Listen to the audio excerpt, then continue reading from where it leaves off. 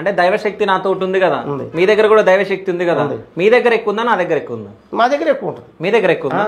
మా పని మీద ఉన్నాం కాబట్టి మేము దైవ సంపద పూజ అదే పని మీద ఉన్నాం కాబట్టి మా దగ్గర ఎక్కువ ఉంటుంది. అట్టైనా మీ దగ్గర అనేది దుష్టశక్తి రాకుండా ఉండేట్టు కాపాడుతుంటుంది.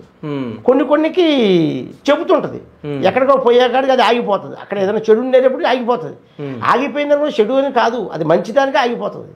మీ విషయంలో చాలా మంచిది. అది ఆగిపోయినాయి అంటే కొన్ని ఆగిపోయినాయి అంటే అది మీకు దానికన్నా పెద్దది మీకు వస్తుంది. ఓకే, ఖచ్చితంగా వస్తుంది మీకు, ఎందుకంటే దైవశక్తి ఉన్నది మీ దగ్గర, అమ్మవారి తల్లి.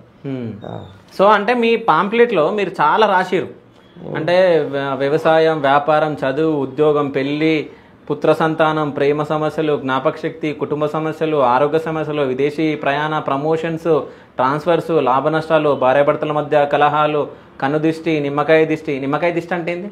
నిమ్మకాయ దిష్టి అంటే కొంతమంది దిష్టి నిమ్మకాయలు కోడిగుడ్లు దిష్టి తీసేసి రోడ్లో పడేస్తారు. అవి కొంతమంది దాటి వచ్చేస్తారు. ఓకే, అవి తీసేస్తారు. ఓకే. అక్షింతల దోషం?